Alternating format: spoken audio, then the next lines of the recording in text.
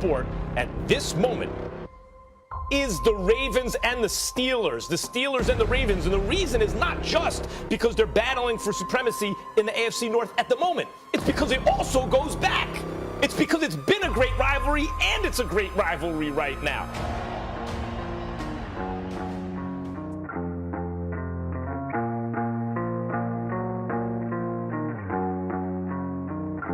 I don't know what to say, really.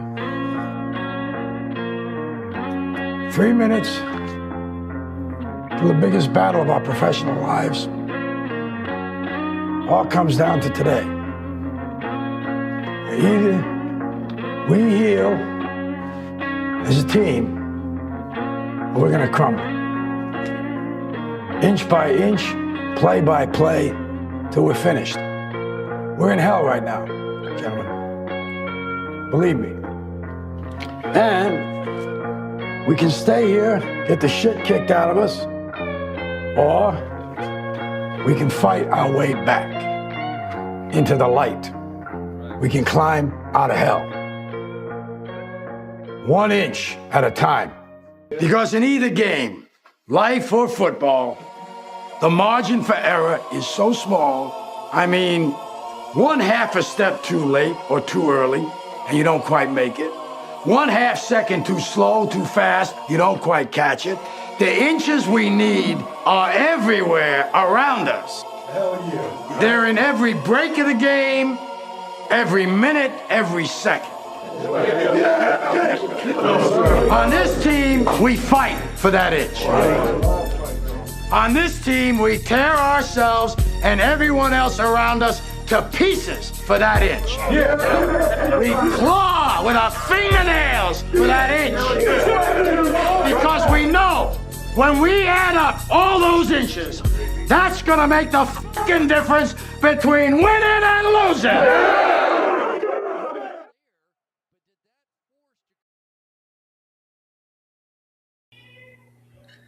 Greetings and good evening. Welcome to the Roundtable, ladies and gentlemen, and welcome to 2026. Bonsoir, comment ça va? My name is Drew, and I am here to tell you that football is alive and well in 2026. Welcome to the Roundtable. Today is January the 2nd, 2026, and welcome to Week 18 of the National Football League and the quarterfinal weekend for the college football playoffs. And what a weekend, or not even a weekend. It's still the weekend, it haven't even started yet. What a past couple of days in college football, but we shall get to that. We shall talk about the biggest weekend in the National Football League in Week 18, but we opened up with a video of the Pittsburgh Steelers and the Baltimore Ravens rivalry, their historic rivalry, right? And their narration from Al Pacino is the head coach in Any Given Sunday when he was giving that great motivational speech before their final regular season game to get them into the playoffs. And every coach who has any salt to himself or herself have given these types of speeches before. But it's ultimately on the players to make it happen on the field. And we're going to talk about not only the Baltimore Ravens versus the Pittsburgh Steelers, but all of the big games across the National Football League. And I am so looking forward to having this discussion. So a special shout out to all of the Roundtable audience. Thank you for joining us for our inaugural episode in the calendar year of 2026. I pray that your holiday season was a joyful one, a healthy one, and a hopefully beginning of a prosperous year for you and your loved ones. Brother Griff, it's great to see you again in 2026. Welcome to this night's great episode, because it's nothing but great football across the board for the next 90 minutes of discussion. How we doing, Mike? Hey, man, first of all, I'm doing good. Happy New Year. Happy New Year to the Roundtable. You're right, man. We got a lot of football to talk about, a lot of stuff that took place since the last time we talked, as well as a whole bunch of stuff that's going to be happening. Troy already started with the Roll Tide Roll. Thank you, Troy. I appreciate you. Roll Tide Roll. So, hey, man, I'm ready to talk some football, man. I'm ready to go ahead and take this bashing. Man, it was some great football that was played here over the past 48 hours in these 4 college football games between these 8 teams. And before we actually talk about this year's college football playoffs, if you recall, and you probably don't, but I have these flashbacks every now and then. At the end of our last season's show, we talked about in our exit comments that parity in college football was now here to stay. And the king of the hill, with the SEC having so much dominance over the past 2 decades across the college football landscape, was over because of NIL, because of college free agencies or free agency, with the college portal opening up every year, and players can transfer yearly and not have any eligibility loss. Well, this year's playoffs, at least the first 2 weeks, have shown us that parity is not only here, but it is here to stay. And the SEC is no longer the kings of the college football world, based off of what we saw here in the past 48 hours, what we've seen in this year's playoffs. Now, granted, or not LSU, but the SEC had 5 college football teams in the playoffs. Guess how many they have now in the Final Four? Got it, attrition, but the rest of the country has caught up to that dominance. We've touted on this very show all year long because a lot of us are SEC affiliated as it pertains to being a college football supporter. But when it counts, i.e. in the bowl season, the SEC has come up extremely short in 2025. We have taken L burgers across the board, no matter what conference was the opposing conference. The SEC has underperformed. So I want to go ahead and say, y'all better get it together, SEC coaches, because it is all about win now in today's college football landscape. And these games here were shockers to some, but not to real football aficionados and football critics. Griff, man, I know you were disappointed based off of yesterday's results, but I tell you, there were not many surprises in how these games unfolded, each one of them. So let us get right into it. The night closed out with the 2 SEC powerhouses going up against each other in the Sugar Bowl, the Georgia Bulldogs and the Ole Miss Rebels. Both of these 2 teams are extremely familiar with each other. The only upper hand, so to speak, that the Georgia Bulldogs had coming into this game was the exit of the Ole Miss head coach Lane Kiffin going down about Tattoosh before the playoff season began. Now, we saw that Ole Miss took care of Tulane last week. We knew that that's what was going to happen. And in the fashion that it happened, we understood that. But everyone, and I do mean everyone, saw this game at a disadvantage for Ole Miss simply because of the coaching gap experience that you have between Kirby Smart and the new Ole Miss head coach. Well, that gave Georgia the lean that critics needed, that bettors needed, that fans, casual fans needed to say that Georgia should win this game. Now, you and I both picked Georgia, Griff, on Tuesday night to win this game. We both knew that the type of game we saw between these 2 teams way back in October when they played each other was going to be the same type of game that we will most likely see. But eventually, Georgia, with Kirby Smart as the head coach, would eventually set themselves apart. Well, bruh, you said Chambers was going to have to put on a show. Griff, did he put on a show? Oh, he put on more than a show, man. And let me just go ahead and say up front, man, I was the one that said the reason why Georgia was going to win because I had no faith in the coaching of Pete Golden. I said it myself, and I stand on what I say. And again, he came out there and did what they had to do. This was by far the best game of the day yesterday, of all the games.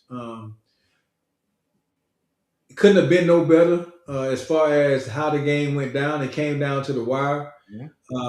Both of these teams, they played the same type of game the first time they played.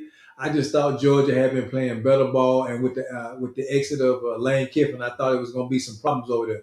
But those kids played like, hey, regardless of who over here, you said it up front, they still went out on their field and they performed on the offensive as well as on the defensive side of the ball. Yeah, some people gonna say Kirby made some questionable calls, but you know what? If if the calls would have went the way people thought, then when nobody had nothing to say. So at the end of the day, for me, man, it was a great game. That's all I can say. I watched that thing from here. I was like, I was gonna go to sleep because my feelings was hurt because of what happened prior to this game. But I say, you know what? I got the show, and I got to watch this game, man. Man, you're absolutely right. And Karen, you may be onto something when you made the comment that too much time off of the Georgia Bulldogs could have contributed to the inefficiency that y'all showed in the second half. But my retort to that would be, and I got it, 1-7 for the 8 teams that have the top 4 seeds over the past couple of years. So that could be something that could be used to expand the college football playoffs, but that's a conversation for after the season. For last night, Georgia was good enough to win this game, obviously by the score. Kirby Smart did have the right approach. We did not give the new head coach for the Ole Miss Rebels credit in his approach offensively. We did not believe that he was going to be able to make those key calls at the appropriate time, but we have to understand that Charlie Weiss Jr. is the offensive coordinator, even though he's agreed to go to LSU after the playoffs are over. So the offensive capability for Ole Miss was always there. We knew they had the not only talent to score, but they've had the history against Georgia showing that they can score. So this wasn't going to be an offensive-minded game. We knew these teams were going to come down to the wire. And you're right, it is questionable calling by Kirby Smart, right? Going forward on your own 30, with 10 minutes left in the game, that put them down. Kirby Smart kind of cost his team last night a little bit, but I say this right fast, Drew. And again, I had no problems with Ole Miss offense. I knew the offense was going to go out there and perform. My whole thing was the defense, and the defense gave up points, man. Nobody had that, but nobody had no issues when Kirby faked that punt and got it. It was okay. You know, everybody was happy. So, you know, again, you know, you do what you do sometimes, and that's what make those guys great. That's why that guy got 2 championships, because he take chances that other people won't, and he can live with it. But his players still played their heart out, man. It was a good game yesterday. Yes, sir. And as Jordan sent us in the group chat, I believe it was Jordan, what was Coach Prime's famous line in Colorado early 2024? Harold, do you believe now in your Ole Miss Rebels? You picked against them. You had zero faith, Harold. You should be counseling yourself on this one. And we'll talk about their chances against Miami later on. But Ole Miss does have what it takes to win a national championship without the offensive-minded Lane Kiffin.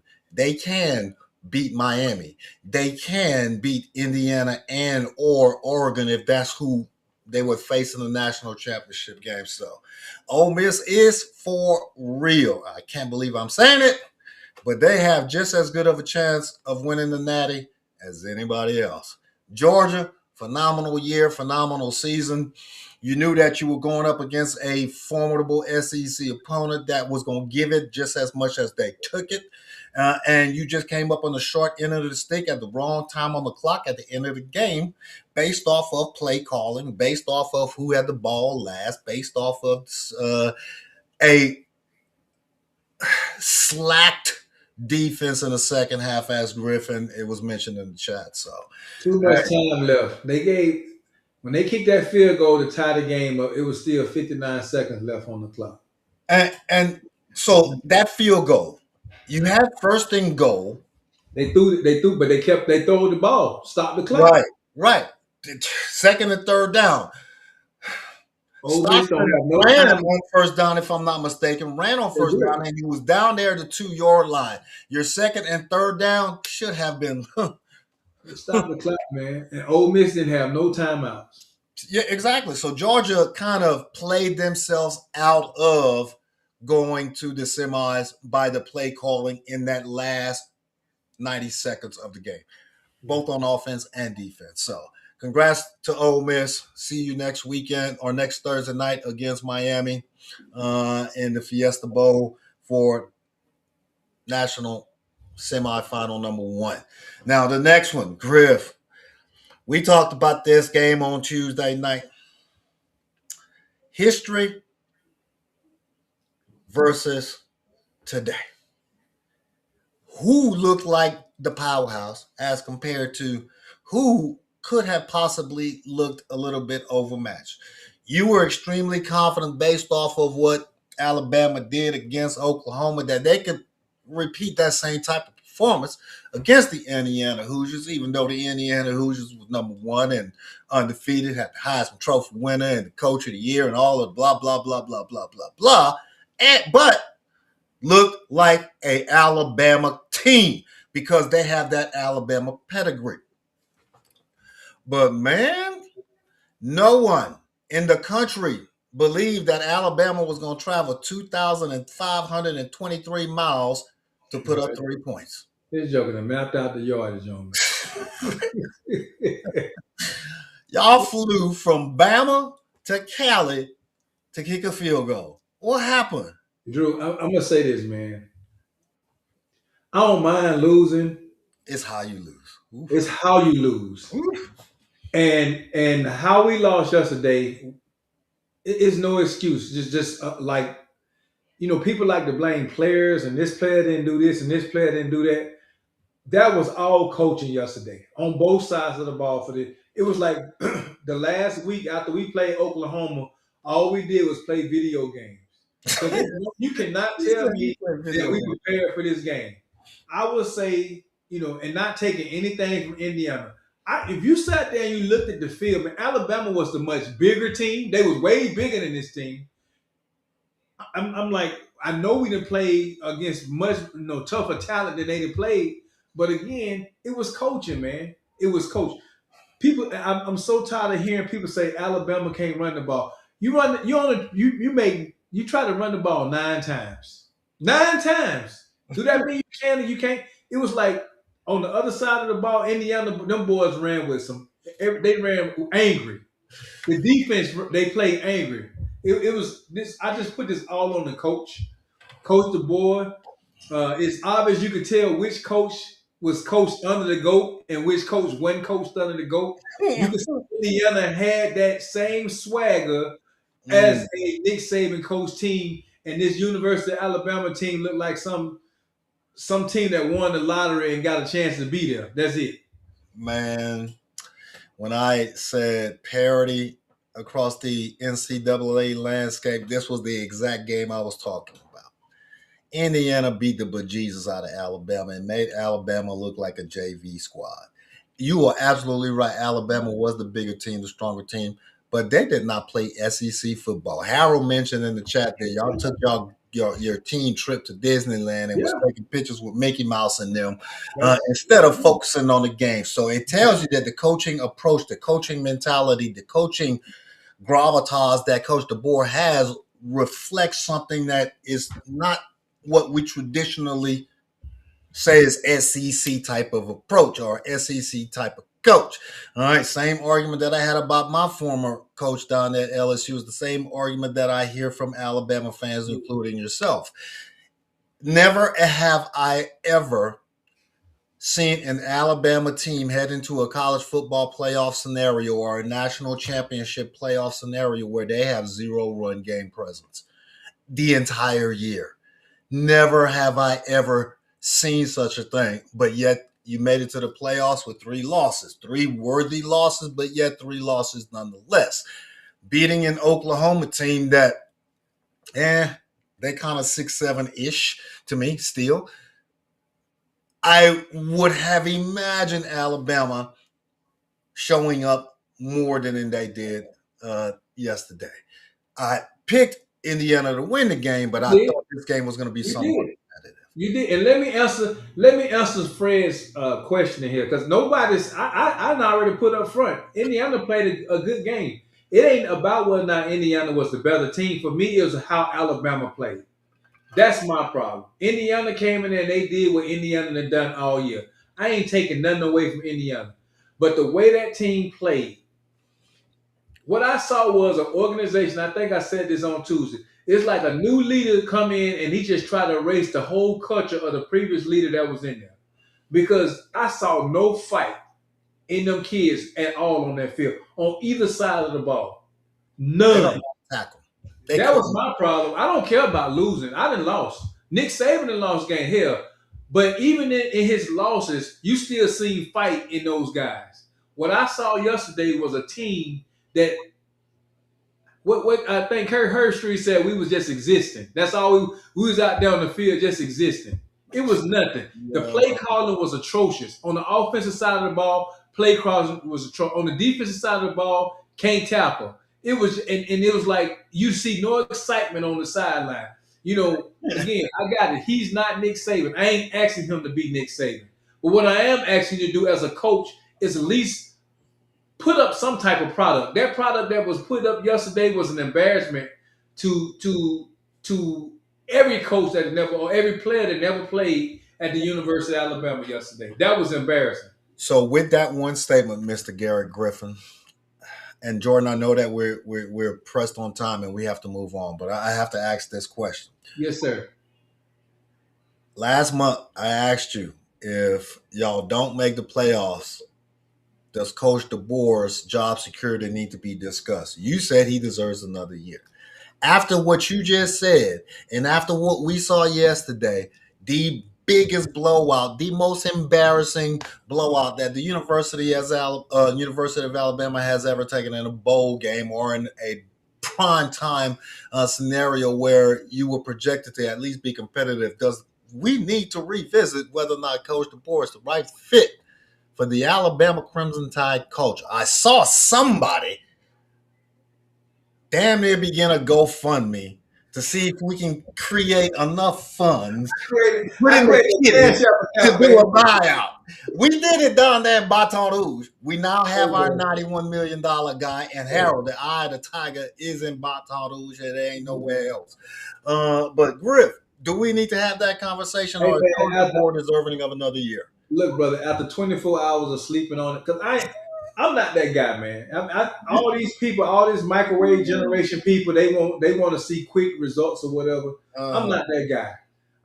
He got blown out, but I also think that he deserved the opportunity to come back next year and prove that what this year, hopefully he didn't learn from his mistakes, because next year for me, all those guys that's playing on that squad is his guys. He's no longer Nick Saban guys.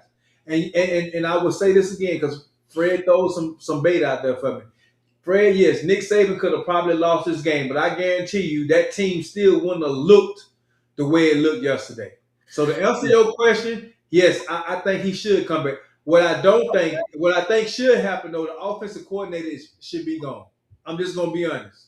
The offensive coordinator should be gone. The defense came out a little bit for me and was doing some stuff, but after you keep on going 3 and out, the defense get tired too. The offensive play calling is atrocious, brother. That's it. I feel you. Hey, Troy said, "Get it off your chest." I'm good. Get it off your chest. He said he's smiling. Last year, when Nick Saban retired, the immediate response, and I still remember this vividly, from Ryan Clark, former LSU Tiger, ESPN analyst, phenomenal sportscaster, right?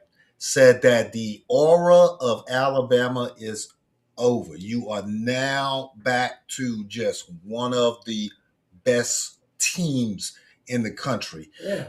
And it was give Coach DeBoer the opportunity to prove himself, blah, blah, blah, blah, blah. And we'll see a couple of years down the road. Well, we are a couple of years down the road, and Coach DeBoer has lost, by my count, double-digit games in those 10 years. 4 games last year to four games this year, or close to 10. So with the microwave culture that we live in today, Griff, that you mentioned, and LSU spending money that they don't have to go and hire a coach who has not been proven to win anything but has that pedigree, we are in the win right here, right now phase, right? Brian Kelly, a nationally recognized good coach, was dismissed because he was unable to win right now. Another year in Alabama, and y'all are going to continue to become more and more. I'm okay with it. I'm okay with it because again, most, especially some of the newer Alabama fans, are the ones that come only when Alabama was winning. I've been there in them eras when we weren't winning. You know what I'm saying? So I'm okay with it. But what I want to see is, I got to see more than what I saw today. And I'm gonna let Fred. Fred is really trying to get me. He about to lose his workout partner because this book. Fred don't even know football. Fred a celebrationist. I don't even know I'm going back and forth with a celebration. And yeah, I mean, I hear that argument about that's why Nick Saban retired because NIL now has. It ain't happening. That's another argument right there. And I'm gonna give it back to you, Drew. But I'm so tired of hearing people say that too about NIL and all this other bull crap. Yeah. Everybody jumping on what other people say. At the end of the day, they all got money. At the end of the day, for me, was how them kids played yesterday. They got money too. Alabama boosters got money. But how did they play? Do they have money? Talk about the field has been, the ground has been, whatever, been leveled. The playing field has been leveled and all this other stuff. They still got to go out there and perform at the end of the day. That's all I'm going to say. Yo. So, you can keep on repeating what you hear on First Take. And whatever the mother shows is, them jokers change like the weather. Yeah. Griff said Alabama boosters got money.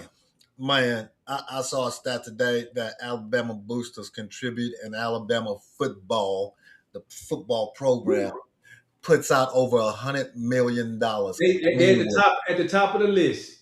By more than damn near 2-1. So they got that money. Somebody. But my thing is, it's like being at the range. You can go get another coach. It's like being at the range, changing the sights on the every time they fire, you changing the sights. Yeah. That's a generation. If people want that, they want a new person to come on board, by all means do it. But for me, I'm telling you, Griff, all right, you have to tie the two together. Alabama spends more, $100+ million every year, expecting to be in the national championship conversation every single year. And the reason that I asked that question about whether or not Coach DeBoer's job security needs to be talked about now, then next year when you're 3-3 in the middle of the season and Alabama done lost to Georgia, Alabama done lost to Texas, then you have that what we had this year. Mid-season fire, and then your entire program is in chaos. I can tell you this right now: if that happened, he will be going mid-season. I mean, so you don't want that. The conversation is already there, man. The conversation is already there. All right, again, I would challenge. This is the only thing I say, and I let it go, man. And we talked about this in the green room. It take a special type of person to come behind and go. That's all I'm gonna say. And so if there was any other program, we probably wouldn't be having this conversation right now. But because it's the University of Alabama, who coached there for the last 17 years, that's why. And you know what? The ones that want to see the guy gone real quick, because they've been so spoiled and used to winning, and they don't know how to take L's. And what they do, they become celebrationists.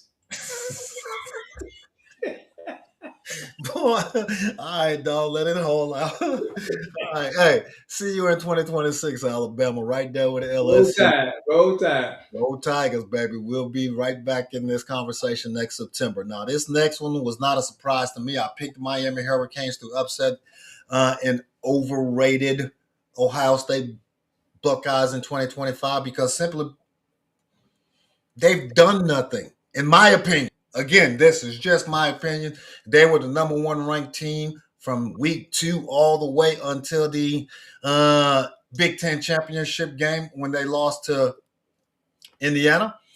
But their schedule kind of put them in a bind where they were not tested. And they were tested twice in the past calendar month, and they failed that test twice in the past calendar month by two teams that are extremely similar. Defensive-minded, come at you, but also have the ability to put points up on offense with experienced players that know how to step up in big-time situations.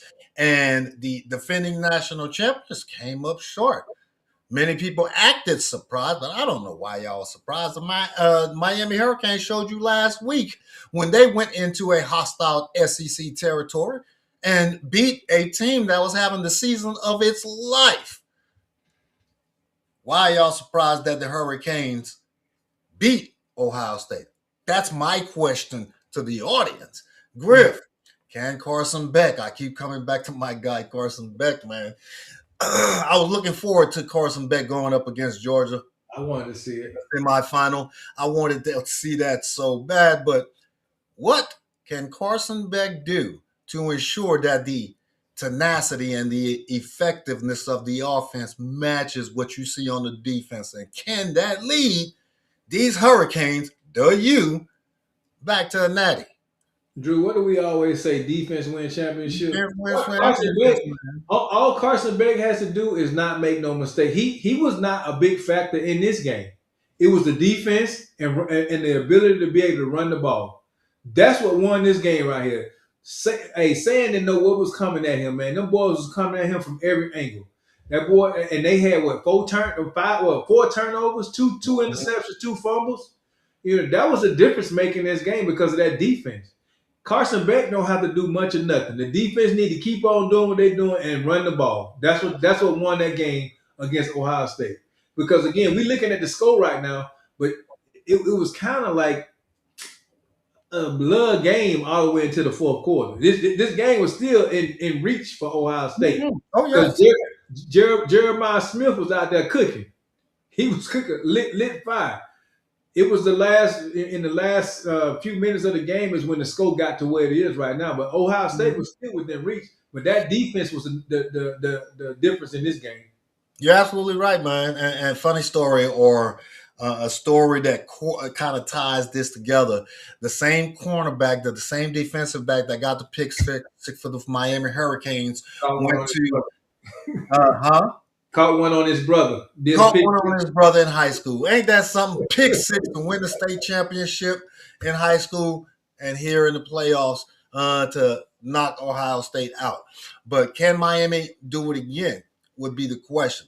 Same type of approach that you took in this game, same type of approach that you took in the previous game is the same type of approach that they will take in their next game when they take on their opponents. So Miami can win the national championship. Having Ray Lewis and Michael Irvin on that sideline kind of inspired not only the players but the coaching staff, and they were on one. So look for that same type of intensity in the semifinal game. Miami is here to make a statement. Can Carson Beck in that offense make a big play? Is going to take the Carson Beck led offense to make a big play in either the semifinal and or the national championship game if they are able to make it to the national championship game. But one game at a time, baby. One game at a time. The offense is going to have to match that defensive intensity. The offense is going to have to match the defensive effectiveness. The offense is going to have to match the defensive capability for a quick strike to get some points, much needed points at critical points in the game. But looking forward to what Miami got going forward. Ohio State. They playing Ole Miss, man. And I know we're going to talk about this more next week. But yeah. Trinidad Chambers presents different problems than Salem. That's all I can say. Yeah. And we'll talk about that later. Now, the final one was a surprise for me. Not that Oregon won, because Oregon is a legitimate national championship contender. It was the complete ineffectiveness of the Texas Tech offense. I told you I ain't see much of their offense. I knew they had a decent defense, and this is another game again. You see 23-0 just like you saw 24-14, but most of these points were scored in the fourth quarter. Now, the Texas Tech defense actually played very well. That last touchdown happened in the last minute of the game, holding it in Oregon offense to 16 points. You've done your job. You've played well enough to win. You played well enough to shut that team or the effectiveness of that team down.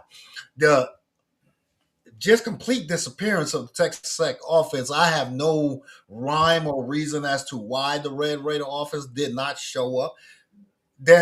Coach Lanning's defensive approach was not a shutdown approach. It was just that anything that could have possibly gone wrong for the Texas Tech offense did go wrong with those multiple turnovers. And hell of a season down the drain. They had what it took to win the national champ, but to be national champions, but it just wasn't their year. But they still had a phenomenal year. I don't care how good your defense is. If you're giving the ball to the opposing team 4 times, 2 interceptions. Mm-hmm. I mean, they was driving.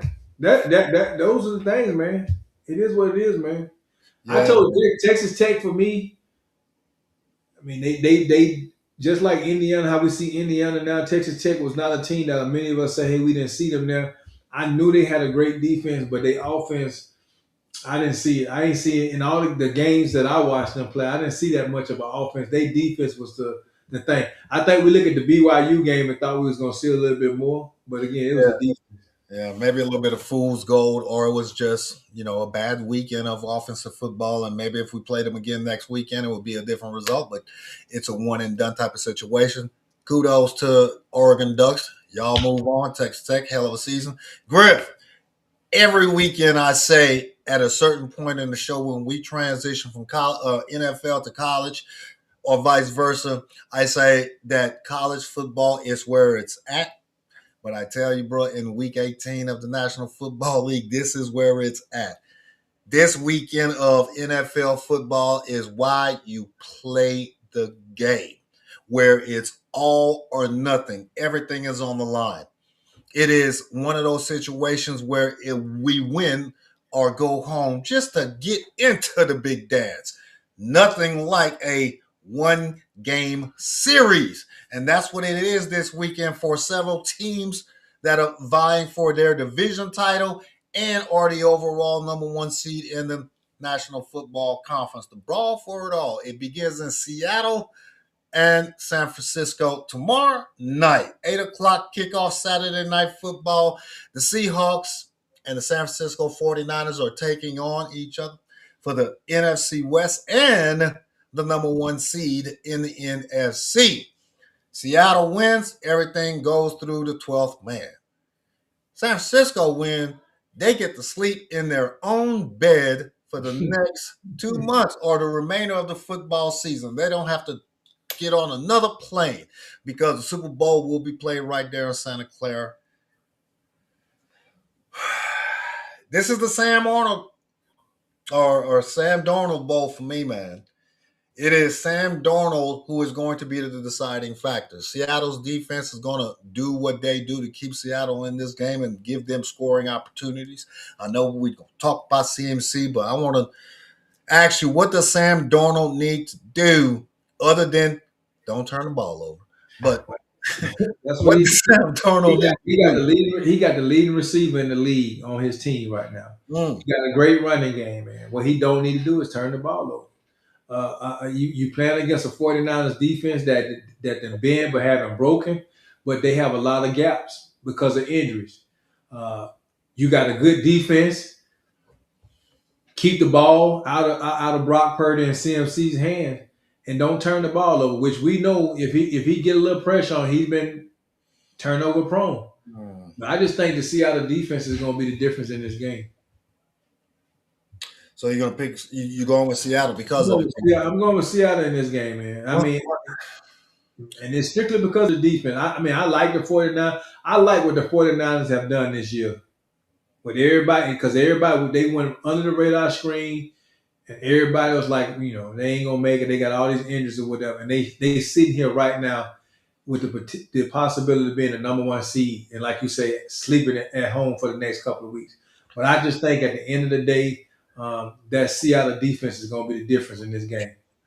Yeah, I mean, you make all of the correct points, and everybody in the chat seems to agree that Seattle is or should win this game.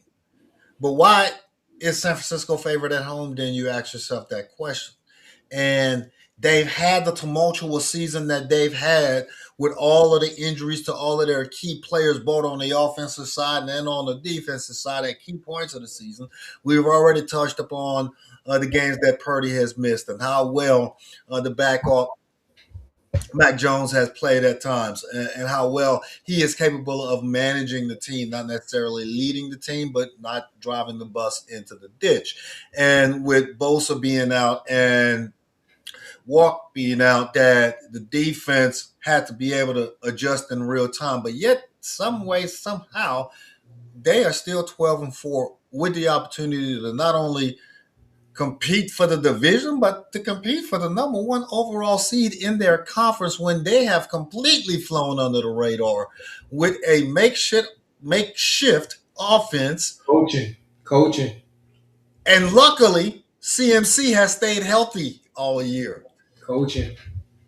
So you have to give Shanahan his due, and you're right, coaching. But that's it's going to be a close game, Drew. I don't think it's going to be a blowout or whatever, but I think Seattle's defense is going to do something. They're going to get some type of turnover that's going to help them win this game. No, you're absolutely right. And for that reason and that reason alone, I'm going to go with the Seahawks as well. It is going to be a defensive play, as we've talked about in other key games, that is going to be a deciding factor. And, or again, special teams, right? Shaheed is there for a reason. He did not get traded from the Saints to the Seattle Seahawks at mid-year for no reason. We've already seen what he can do in the punt game. We've already seen what he can do in the receiving game. Shaheed and or a defensive turnover / pick six, fumble recovery, run in for a touchdown, or a blocked field goal or extra point is going to be the reason why the Seattle Seahawks not only win this game, but secure the number one overall seed in the National Football Conference, where everything is going to have to go through the 12th man, at least until the Super Bowl, if they make it that far. But they should win this game. I agree with you. Although it's going to be an exciting game. Kickoff, 8 o'clock tomorrow night. Saturday night on, what is it, Griff? ABC. Man, now, this next one, you look for this every single year. And the schedule makers intentionally schedule these two teams to finish off each other's season with their fingers crossed that the division title is on the line every year. And every year, these two teams lock horns with each other with playoff implications late in December or early January. And this year is no different. We led the show with an intro video dedicated just to this specific game for a reason. This is the biggest rivalry in football, whether it be on the college level or on the National Football League level. These two teams do not like each other. I got it. Their records always reflect just above 500 or tough-nosed, defensive-minded football. But, Griff, there are so many subplots and storylines to this game. I want to get as many of them in as possible. But before I do that, or before we go down that rabbit hole, I already know what your game plan is on the Baltimore side. Feed 22 the ball at least 42 times. And I know Lamar is coming back. 50 if possible. He don't care. He'll run it 50 times. What does 8 need to do on the opposite side in the black and yellow, since they are playing at home? They are the leading team in their division and win and you're in. What can they do to close the door on the Baltimore Ravens season? They're going to have to hope that it's the Baltimore give them some turnovers. I mean, when I look at the Steelers offense, and nothing against Tommy, I know Tommy on here, this is his squad. I mean, with DK out, I don't like Fred said the other day, I mean, not Fred, but Troy said the other day when it came to the Chargers, who he throwing the ball to? I mean, Washington is out, another one of his targets. They don't really have they got an up and down running game. I mean, they gonna have to figure out how to sustain drives and keep Baltimore on the sideline. And right now, I just don't see it. You don't see it.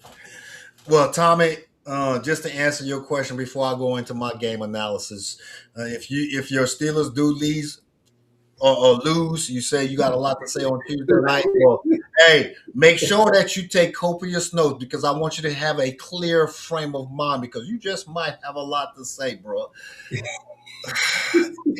Offensively speaking, there are so many gaps for the Pittsburgh Steelers that you can pinpoint and say, well, if this doesn't support that, then you have zero chance. DK Metcalf is out. Your number 2 option is out. Your run game is iffy. Aaron Rodgers is 42 years old with limited escapability and a wide receiving presence that is the same as the flag football team that we put together in the Army. You hang your hat on what Griff said. You're going to want Baltimore to give you a couple of turnovers. You can almost count on Baltimore to give you at least one. They just seem to do it in big games for no specific reason, but at a key moment. So you take that into consideration. Baltimore is going to give Derrick Henry the ball a lot. If not, fire Todd Monken at halftime if he doesn't touch it at least 20 times in the first half. Lamar Jackson is coming back.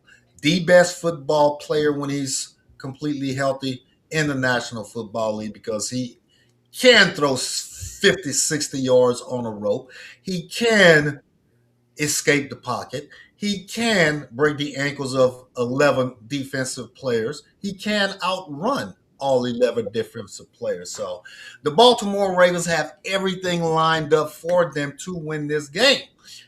That does not necessarily mean that they're going to win this game because what the Baltimore Ravens have done in 2025, Griff, both you and I know, and Jordan expresses and Karen expresses, if there is a way for us to mess this up, we're going to seek Look, man, and find that way. Fred say, "Go Steelers, go Ravens. We gonna win."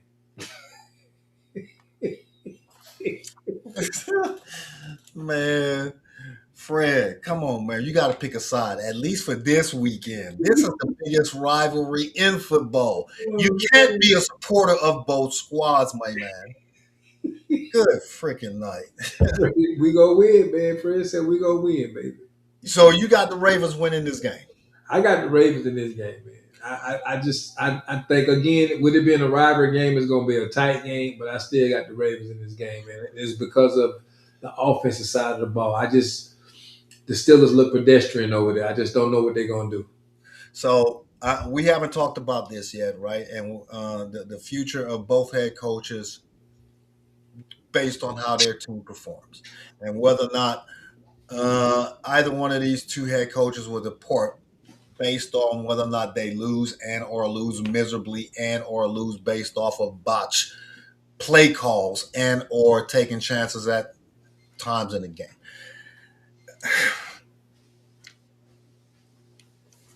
I think this game is not going to even be one of those types of Pittsburgh Steelers versus Baltimore Raven defensive minded 16-13 type of games. Why? Because we've seen what Derrick Henry has done thus far this year. Griff, did you know that Derrick Henry already has, 15, 16, 1,700 yards and hasn't even been given the ball the amount of times that we believe he should have? This is a subpar carries year for him, yet the yardage is just a head scratcher, which tells you that Harbaugh and definitely Todd Monken are coaching for their jobs. With a healthy Lamar Jackson, healthy-ish Lamar Jackson, a Derrick Henry focused run game, I think Baltimore's offense is going to put on a show. Yeah, he's going to go over 1,500 this week. He's sitting at 1469 right now. And I'm looking at games where he only touched the ball 11 times, 10 I times, know. Like, man, eight times.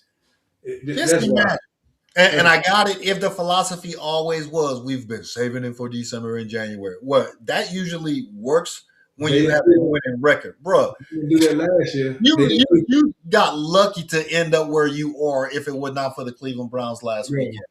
They was in the playoffs last year. If they said they were saving it for the playoffs and for the when they played the Buffalo Bills last year, all they had to do was run the ball. Derek had 1,900 yards rushing last year, one of his best seasons, and they did everything but hand the ball off to him. They want to throw in the snow.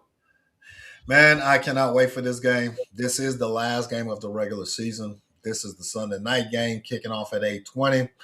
It wraps up the 2025 regular season for the National Football League, and what a way to end it with the biggest rivalry, with all of the marbles in the ring for the brawl for it all.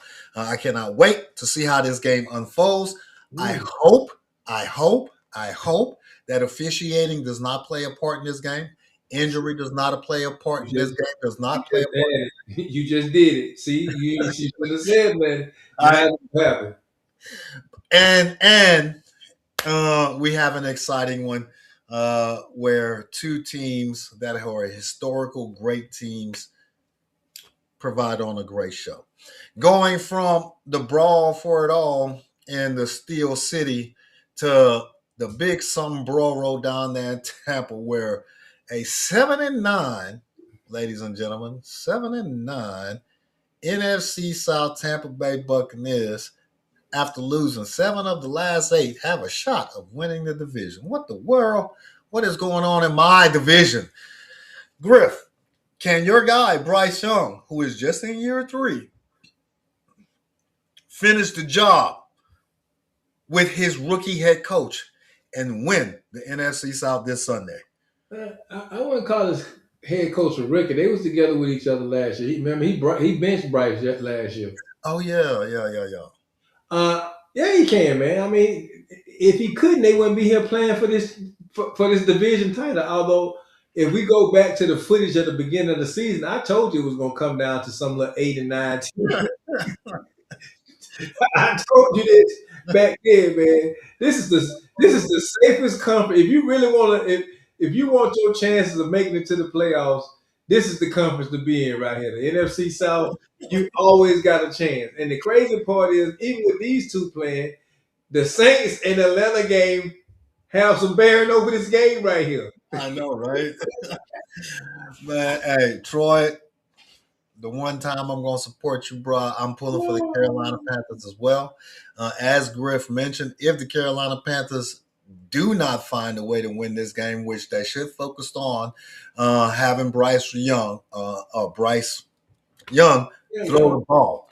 Tampa Bay has shown you that they don't have that defense in 2025 as previous years. Bryce Young has shown you he can throw for 400 plus. They got to roll him out the pocket. Bryce is more deadly outside the pocket. Exactly. Outside the pocket, get Rico down them the ball as much as him and Hubbard, letting them run that ball. And the Carolina's defense is pretty good.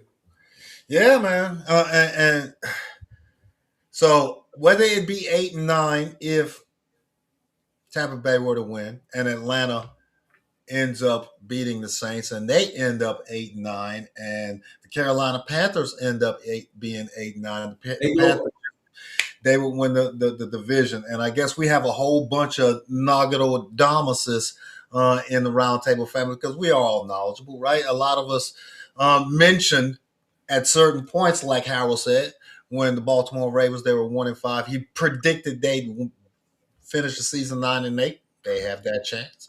We'll see. They got to win. Griff said that an 8-9 team from the NFC South could make it to the playoffs. That's on the table as well. We shall see. I think the Carolina Panthers do go into Tampa Bay this weekend. And with the ability of Bryce Young being used to roll out like Griff mentioned and that dual-headed monster in the run game, beat a Tampa Bay team that, like I said, have lost the last 7 of 8 games. They started off hot, winning all of those one-score games, coming back late in the game. That they were the poster child for. That's why you play for 60 minutes. The first half of the season, and they've taken that cliff dive the second half of the season where they've lost the 7 out of their last 8. So I look for Bryce Young and the Carolina Panthers to close the door, turn off the lights. Teddy Pendergrass has already sung in the great Big Sun Bottle, in my opinion, and in the season because Baker Mayfield has been sliding also. So Panthers should win this one. I'd be surprised if they don't. If they don't, they probably have done it to themselves. All right. Now, from each one of those games having not only division title hopes, but seeding hopes, as I mentioned, these next games, man, we're going to kind of breeze through some of them. Had the possibility of having those same kind of implications, but it's all about playoff seeding. No one can take a week off or a game off in week 18, and that's why the schedulers scheduled division rival games at the end of the year to make sure that nobody is sending anyone because the division is on the line. This one, no different. The Chargers traveling to Denver against we all know where the Broncos are. They're the number 1 seed. Can the Chargers create some momentum by going into Denver and knocking Denver off their perch as they head into the playoffs and slightly improve their chances? Because I believe they're 6 right now. Could possibly jump to 5 if they win this game.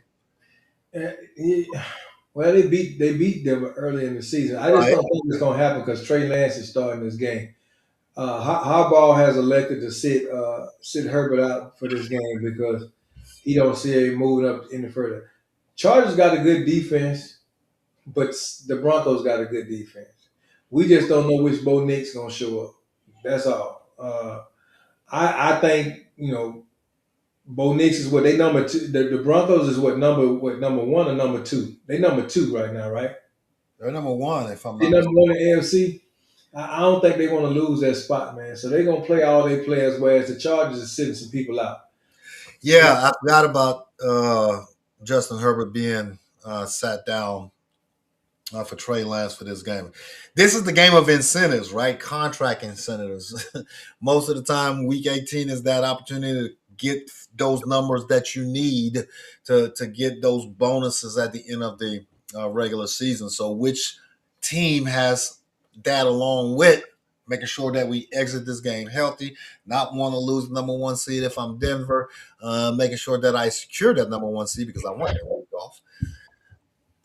I think Denver defends home field.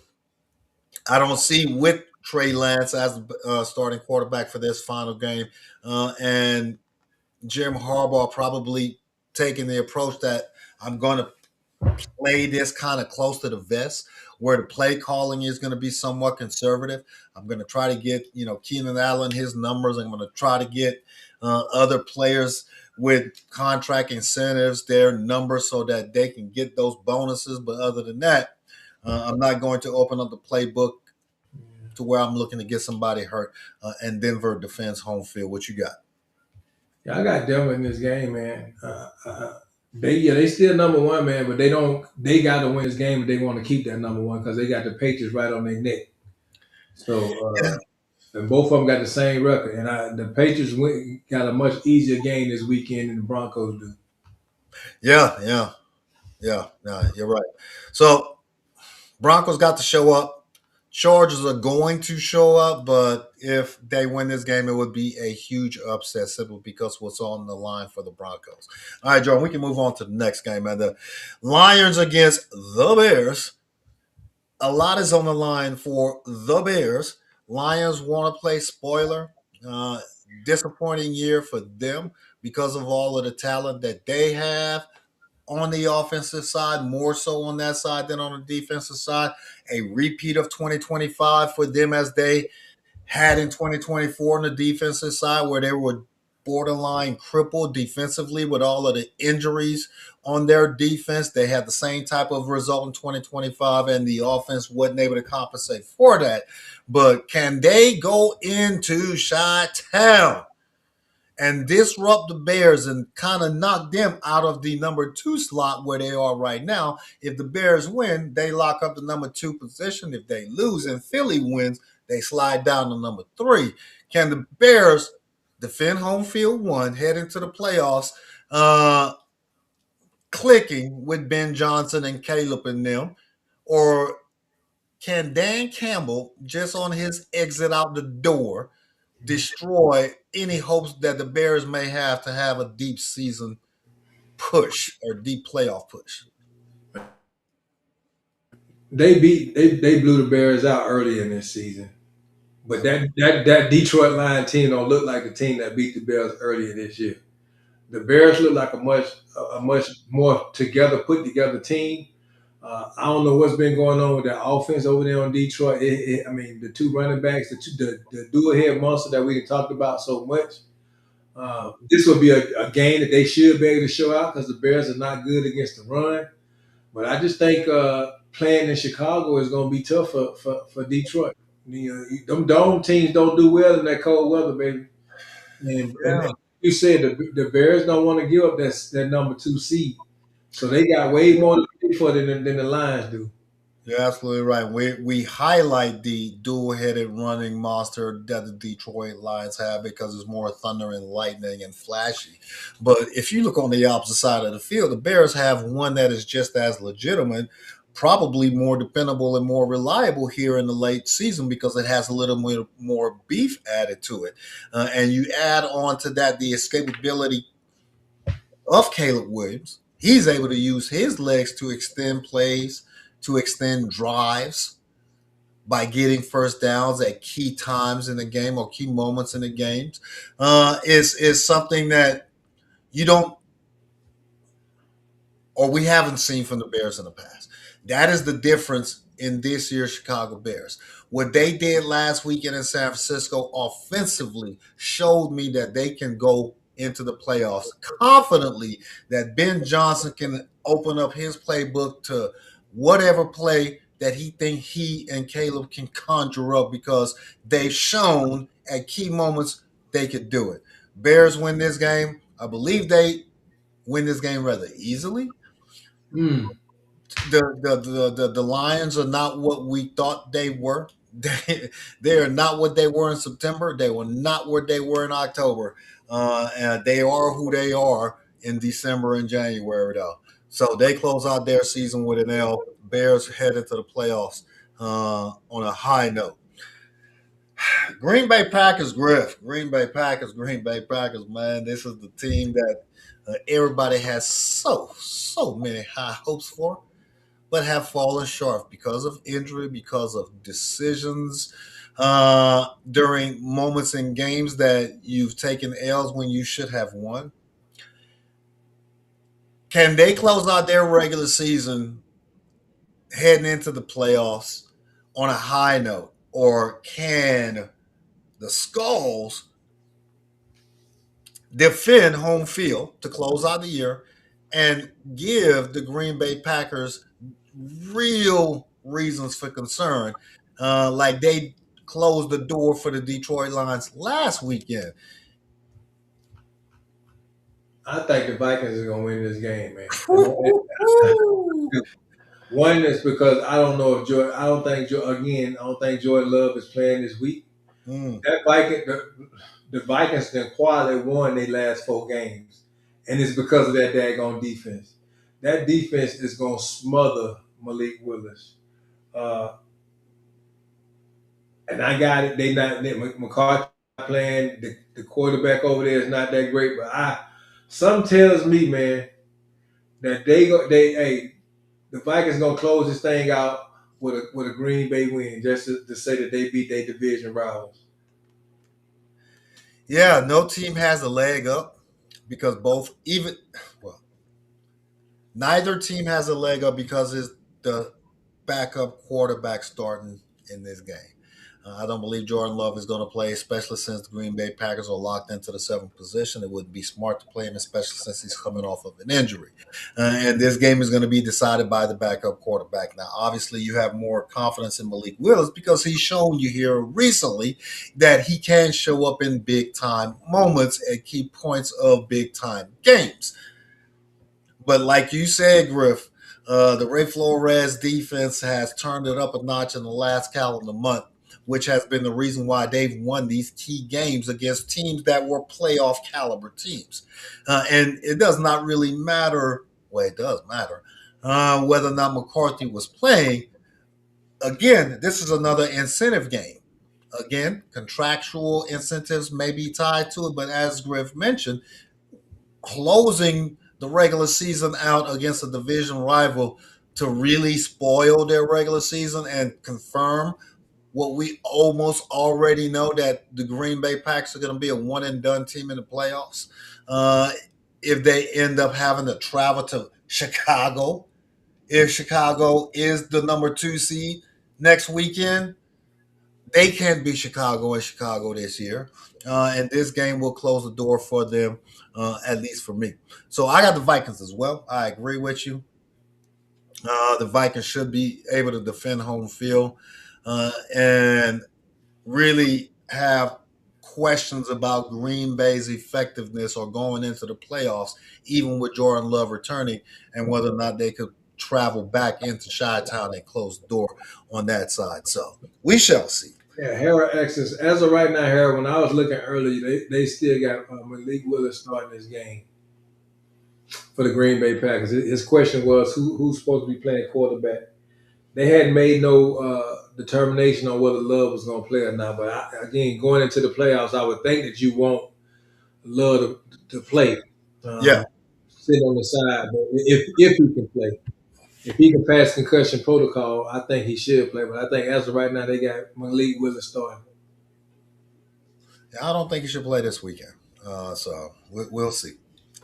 Now, this next one, the Texans are welcoming in the coach. We talked about the coach and, the tailspin that they've been over the past couple of months with Jones's injury and Phillip Rivers' valiant effort. But on 24 or 44-year-old legs, you can only go so far so fast. And coming in to close the season, the Houston Texans are the hottest team in the National Football League because of that number 1 defense and how dominating and suffocating that defense actually is. They've been riding an 8-game winning streak.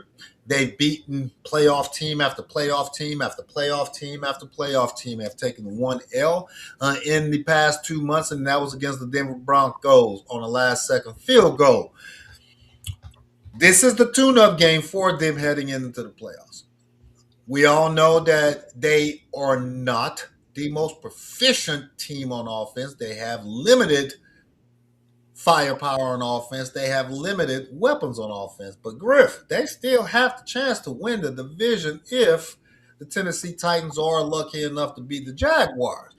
I'm not even asked the question, can the Colts upset the Texans? I don't believe that they can.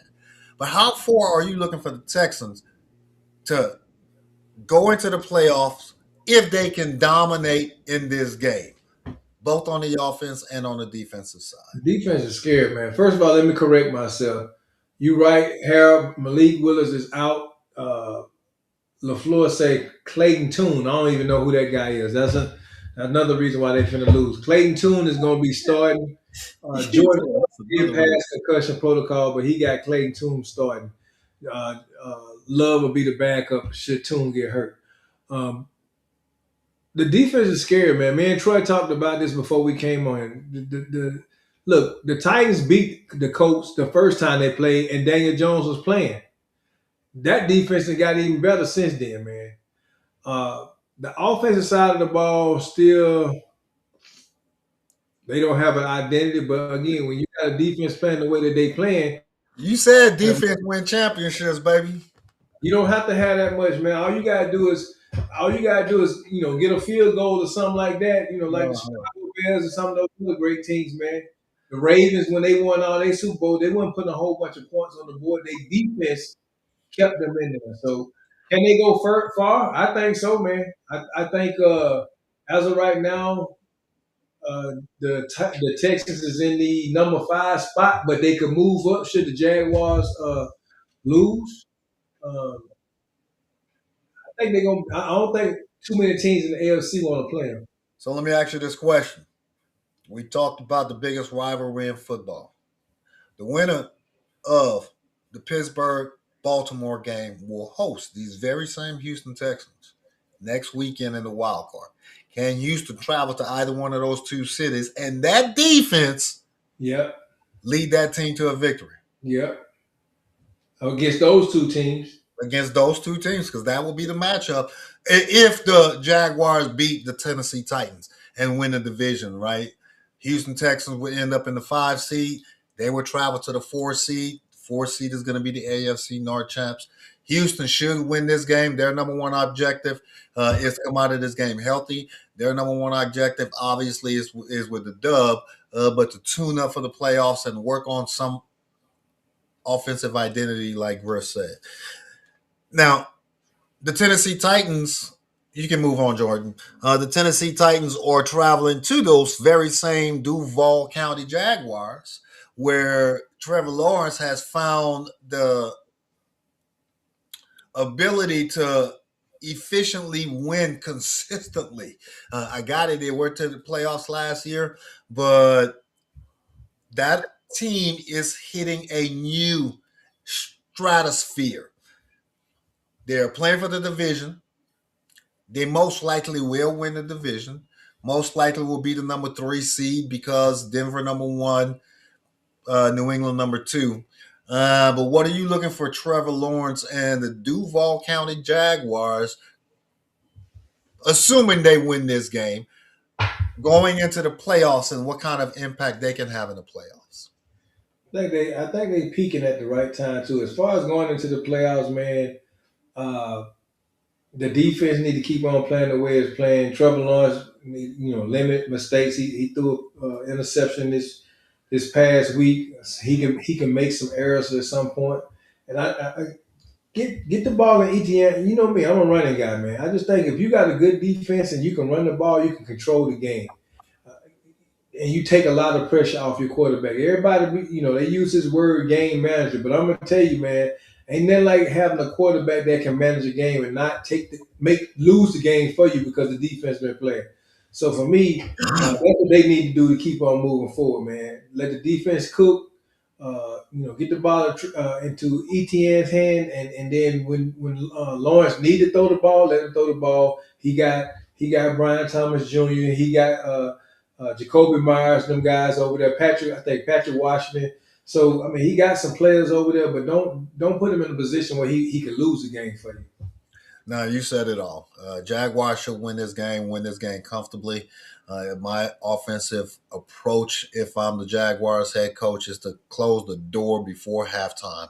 Let us not go into the fourth quarter, keeping this game competitive. Put your foot on the pedal and don't take it off until you're 21 or more ahead. Start us out.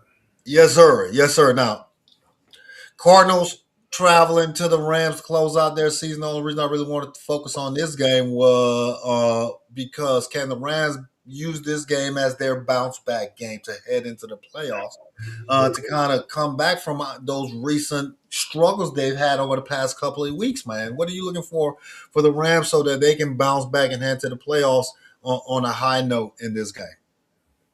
They go finish the game before halftime so they can get their starters out. That's what I'm looking. Like you said, focus on what areas are. It ain't the offensive side of the ball. I can tell you that right now. That offense, again, some people that say, "Oh, man, Stafford that last week," they take one game and then just want to say, "Hey, the guy should be the MVP." The only other quarterback in the league that been playing MVP type of ball, he happened to wear a star on his helmet, but the way that team played, he won't get it. Matt Stafford been doing his thing this year, man. And so if I'm them, I'm coming out there. I ain't holding back. I'm trying to go ahead and put, like you said, get that 21-point lead or whatever and get my starters out so that they can rest. Yes, sir. Yes, sir. Yeah, number one objective, obviously, to win, but to come out of this game healthy. They should win. Uh, what happened in Atlanta, that was that mulligan that you say. Well, unfortunately, it happened at the wrong time of the year, but the Rams got this game. They are still one of the hottest teams in the National Football League. They just have to show it on the field consistently. Now, so many high hopes at the very beginning of the year, Griff, for the Jets, and their rookie head coach, coming off of a tumultuous season where Aaron Rodgers just completely destroyed the aura within the organization, and they had to rebuild from the ground up. Well, coming into the year with Justin Fields, it's been so long since I've seen him. I almost forgot his name. When he came into the year as the starting quarterback, Aaron Glenn's coaching philosophy was we're going to focus on the defense. We're going to be competitive in the AFC East. Well, we all know how that unfolded. The Bills are the Bills. Man. Can the Bills make a bounce back, right? Because they're recent struggles, taking 2 hard losses here in the past couple of months or a couple of weeks. Can they bounce back and head into the playoffs on a high note using the Jets as Drew, they playing the Jets, man. They playing the Jets.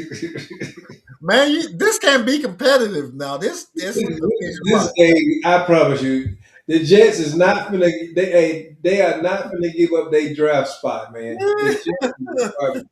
He said they gonna mail this one in, bro. Hey, man, and with all them picks that they got with all these trades, man, the Jets. I mean, all jokes aside, the Jets should put together a pretty decent team next year. But as far as this year, I ain't messing up my draft pick, man. Hey, you gotta lay down. They are definitely going to be look in the market for a quarterback. I don't believe it's a draft a quarterback, man. They don't need a rookie quarterback coming in because that's going to take years. You need to go out there and get a quality veteran quarterback that you are willing to pay $45 million for at a minimum. And I'm talking about on the top echelon, right? I'm not talking about Kirk Cousins in them.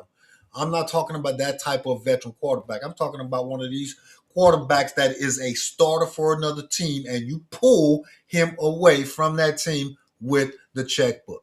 That is the only way the Jets will be competitive next year. Now, for the Bills, they better use this game as a tune-up for the playoffs because if they don't correct the wrongs that they have both on offense and defense, it is not the Josh Allen show. It's the Josh Allen, James Cook, and the rest of the offense show.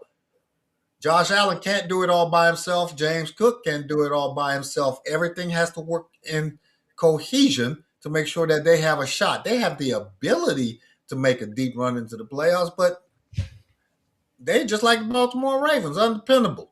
Reason why? This next game, the New England Patriots are using this tune-up game against the Miami Dolphins. One, to close the door against the Miami Dolphins and to make sure that Drake May finishes the season as strong as possible. And then on the outside chance that the Los Angeles Chargers upset the Denver Broncos, they could become the number 1 overall seed. So that is still in play for them. They are not going to rest their starters. Mike Grable is not that type of coach. So, Griff, can the Patriots be the ones hoisting the Super Bowl when it's all said and done? I'm going to go jump right to the Super Bowl. Can the Patriots make it to the Super Bowl and win based off of how they've played this year? I mean, man, they've been looking like the Patriots old, man. I mean, they got a good quarterback and actually a good run. They got something that Tom Brady didn't have, a running game, and with a good defense. So, can they do it? I mean, it's a lot of fire in that AFC, man. But if anybody can do it, I think the Patriots have the ability to do it, man. You know, they are just like the San Francisco 49ers to me. Sneaky good, flown under the radar, have the ability to steal the overall number 1 seed in their conference where everything goes through their stadium. If everything plays out right this weekend. They aren't one of the top 4 teams in the National Football League for me. They are not. I do not trust them to be able to go to the Super Bowl and win it all. Yes, they can, obviously, but I would not put their odds better than the Los Angeles Rams, unfortunately. I would not put their odds better than the Denver Broncos. I would not put their odds better even than the Chicago Bears or the Philadelphia Eagles. I'm just saying. But they could win it all, but I don't think they shall, because when they play Buffalo in the playoffs, if they play Buffalo in the playoffs, I would most likely favor the Buffalo Bills, even if they're playing in Foxborough. But we'll see if that happens. Unfortunately, I know we got to move on, but unfortunately, Buffalo don't show up in the playoffs. Offensively, they do. But it requires offense and defense. I know. Why are you bringing up key points of the game? Hey, the defending Super Bowl champion, the Philadelphia Eagles, close out their season against a division rival, the Washington Commanders. Again, tune-up game.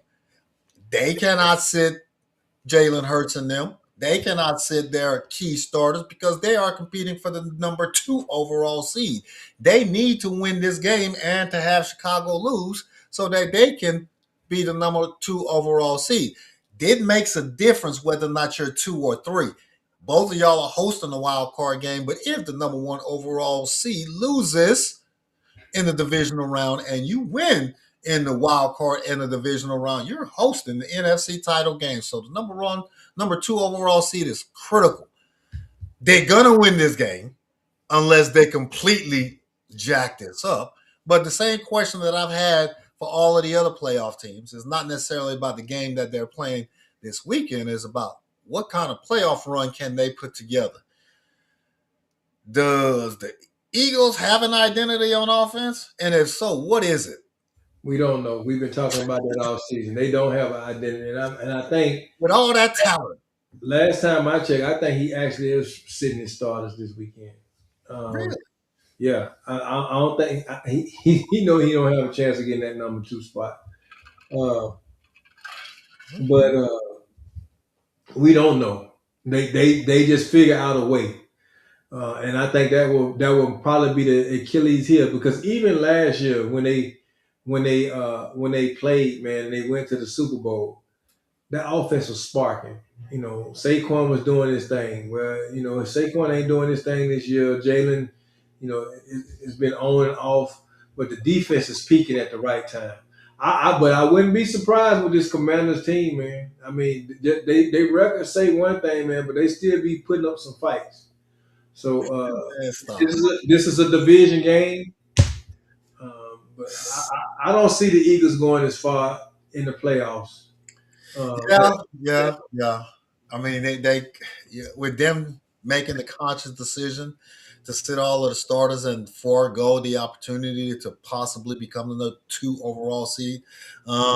Nick Sirianni is obviously putting the health of his starters above seeding, which don't make sense to me because you got to get there to actually. Well, they did the same thing. Look what they did with Saquon last year. I got it, and it worked out fine for them last year because they won the Super Bowl. But you're right; I don't think they have such a deep run in the playoffs this year. Now, Griff, both you and I have had the privilege of attending United States Army Sergeant Major's Academy, and one of the best things out of that entire 12-month period was a 5-word phrase that came from every sergeant major.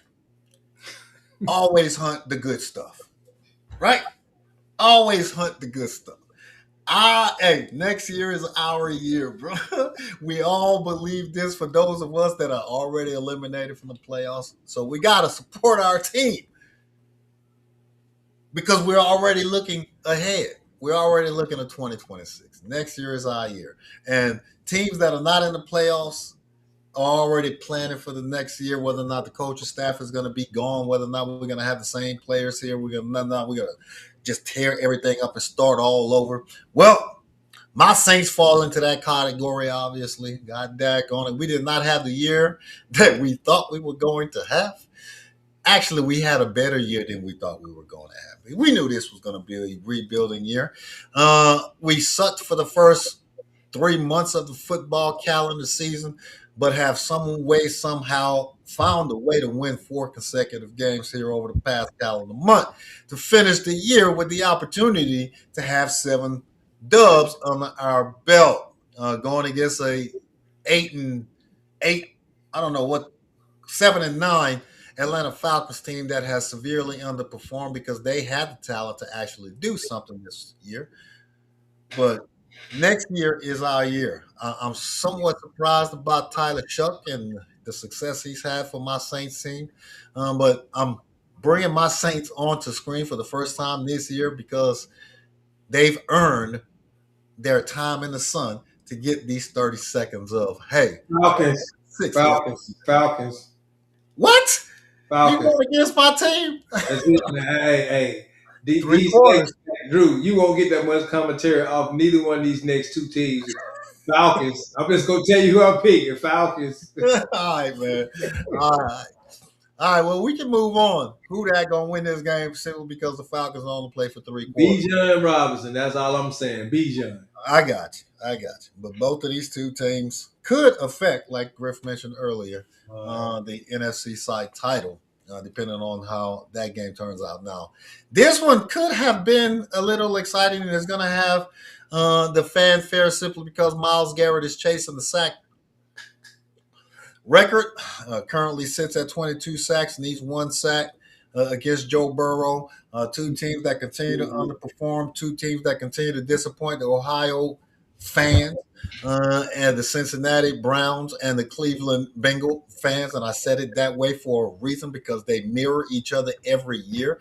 Cleveland has a dominant defense where Cincinnati has a terrible defense, and Cincinnati has an almost awesome offense where Cleveland can't get right ever on the offense, even though they have a good coach who has an offensive frame of mind. Can Myles Garrett get this record? Yes. Griff, will Myles Garrett get this record? Oh yes, he matter of fact, he gonna exceed. He gonna get at least Go 2 a couple times. Myles Garrett will get at least 2. The Browns gonna lose this game, but he gonna get two sacks in this game. Okay. I want Shedeur to finish out the season strong. Hopefully, he is able to find a little bit more magic, pull another rabbit out of that hat, and beat a Cincinnati defense that, again, ladies and gentlemen, continue to be the reason why the Cincinnati Bengals shall not be in the playoffs, and Joe Burrow will eventually become so frustrated, which I believe he has already made his opinion heard, that there needs to be some massive changes in this offseason. Cleveland pulls up an upset, slight upset, against the Bengals in Cincinnati. Myles Garrett does get that record, and they win the state title. Now, we finish off the show with the team that has such high hopes coming into 2025.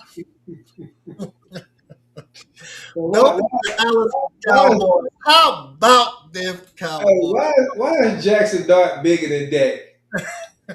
It's some propaganda. It's like what they do over in North Korea, man. It's some propaganda, man.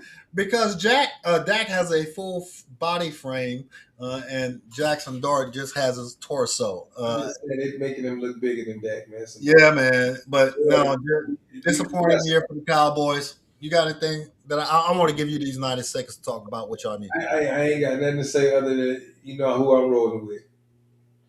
The Giants? Hell no.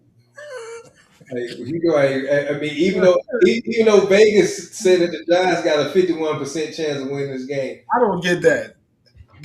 You talking about the Jets trying to protect their draft pick. The Giants trying to protect that number 1 draft pick. They got a 51% chance of winning this game, man. They know something we don't know, but I'm rolling with my Cowboys. Man, we started the show, Griff, with heartbreaking agony with the Alabama discussion. We end the show with the realization that the Cowboys have underperformed yet for another year. And we titled this segment, Next Year is Our Year, for a reason, because the hopes and the dreams of every fan base go into every year that we have just as good of a chance as the next team. because you cannot predict what the on the field result is going to be. That's the approach that we have to take going into 2026, ladies and gentlemen. This is January the 2nd, 2026. We have 363 days ahead of us that are unknown, that are going to be turbulent. So make sure that you are strapped in because there's going to be a lot that is going to be happening, not only in the football world, but in a larger sense based off of where we are in the world.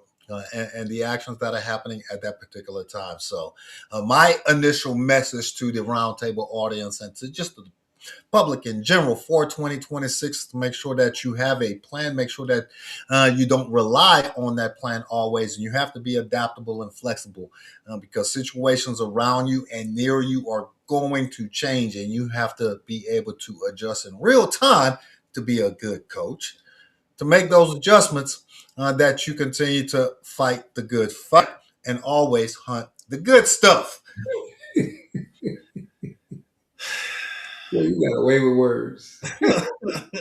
Always hunt the good stuff, bro. Hey, phenomenal show, man. You got any 2026 inspirational words that coming from the CBSA that you would like to share with the Roundtable audience? Hey, 2025 is gone. It's over. It's over with. It ain't coming back. Let it go. Let it go. 2026. Hey, turn off them lights. Turn the lights off. We in 2026 now. You say new year, new you, then you gotta change your mindset. Your mindset and how you do things gotta change. If you come in with the same mindset, ain't nothing gonna change. Your 2026 is gonna look like your 2025. So I wish everybody nothing but the best.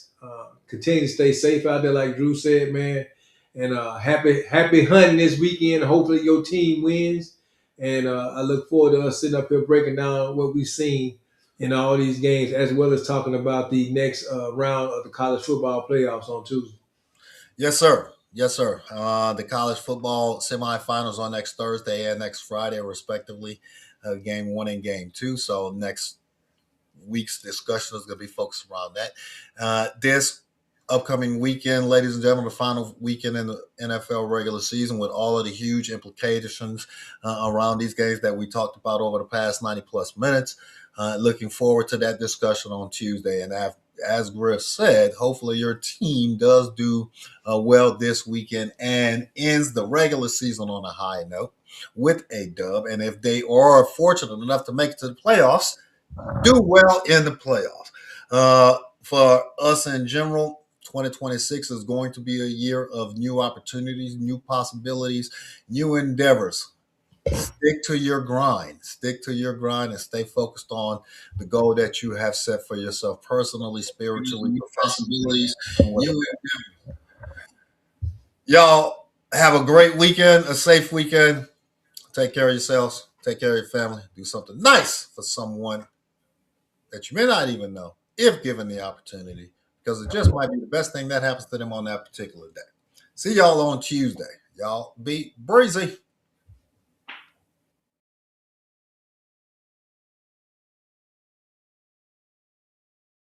Guys, the #1 rivalry in America's #1 sport at this moment is the Ravens and the Steelers. The Steelers and the Ravens. And the reason is not just because they're battling for supremacy in the AFC North at the moment. It's because it also goes back.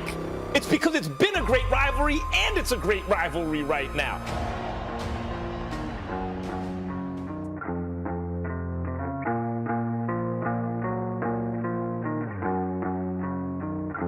I don't know what to say, really. 3 minutes to the biggest battle of our professional lives. All comes down to today. Either we heal as a team, or we're going to crumble. Inch by inch, play by play, till we're finished. We're in hell right now, gentlemen. Believe me. And we can stay here, get the shit kicked out of us, or we can fight our way back into the light. we can climb out of hell. 1 inch at a time. Because in either game, life or football, the margin for error is so small. I mean, 1/2 a step too late or too early, and you don't quite make it. 1/2 second too slow, too fast, you don't quite catch it. The inches we need are everywhere around us. Hell yeah. They're in every break of the game, every minute, every second. On this team, we fight for that inch. On this team, we tear ourselves and everyone else around us to pieces for that inch. We claw with our fingernails for that inch. Because we know when we add up all those inches, that's gonna make the fucking difference.